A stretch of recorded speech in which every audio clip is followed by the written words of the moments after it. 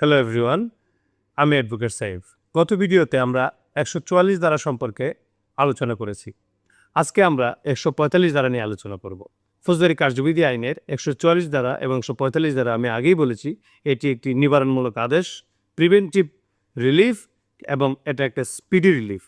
আপনার এটির মাধ্যমে সরাসরি আপনার একটি আদেশ জারি করে নির্বাহী ম্যাজিস্ট্রেট অথবা ক্ষেত্র বিশেষ জেলা ম্যাজিস্ট্রেট এই জেলা ম্যাজিস্ট্রেট এবং ক্ষেত্র বিশেষ নির্বাহী ম্যাজিস্ট্রেট এই আপনার যে ধারাটি অ্যাপ্লাই করে জন উপদ্রব এবং শান্তি শৃঙ্খলা বজায় রাখার চেষ্টা করেন।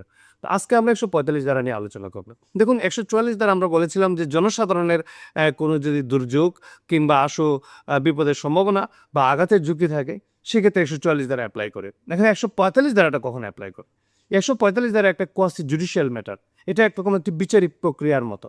আপনার দেখে গেল এটি জনসাধারণের মধ্যে না, বরং আপনার কোনো ব্যক্তি বা কোনো আপনার গোষ্ঠীর মধ্যে যদি জমি জামা সংক্রান্ত কিংবা পানি কিংবা জলাশয় সংক্রান্ত বা উহার সীমানা নিয়ে যদি কোনো ধরনের ঝামেলা সৃষ্টি হয়, দেখা গেলো একটি রাস্তা ছিল দীর্ঘদিন ধরে বা এদিক দিয়ে বৃষ্টি হলে পানি যাইত, এখন পানি যাওয়ার রাস্তা দিচ্ছে না, এইরকম কোনো সম্ভাবনা যদি সৃষ্টি হয়, কিংবা জলাশয় যেখানে মাছ চাষ হয় কিংবা আপনার বর্ষার পানিতে মাছ আসে, এখানে মাছ ধরা নিয়ে ঝামেলা হলো বা আপনার এই মাছ চাষে পানি যাওয়া নিয়ে ঝামেলা হলো, এই জলাশয় জমি এই সংক্রান্ত যদি কোনো ঝামেলা হয় বা জমির কোনো রাস্তা নিয়ে এসে যদি কোনো ঝামেলা হয়, তখন হচ্ছে দ্রুত সময়ে একটি আপনার বিচারিক একটি কোয়াসি জুডিশিয়াল অর্থাৎ আধা বিচারিক একটি প্রক্রিয়া হচ্ছে এই ১৪৫ ধারা। অর্থাৎ এই ১৪৫ ধারার অধীনে যদি কোনো ব্যক্তি জমি জলাশয় এবং পানির সীমানা নিয়ে কোনো ধরনের বিপদের সম্ভাবনা দেখা দেয়,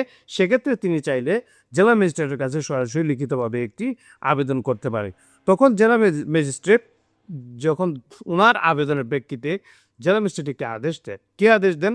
উনি বিবেচনা করেন যে এখন যে অবস্থায় আছে, এখন এই মুহূর্তে যদি আপনার ওনারা মানে ব্যক্তি যদি নিজেরা ডিসাইড করে এই জায়গাটা কি আসলে পানির বাটি দিবে কি দিবে না, জমির রাস্তা দিবে কি দিবে না, তখন একটা গুরুতর আপনার হত্যাকাণ্ড কিংবা একটা স্বাস্থ্য ঝুঁকি কিংবা আঘাতের সম্ভাবনা তৈরি হতে পারে।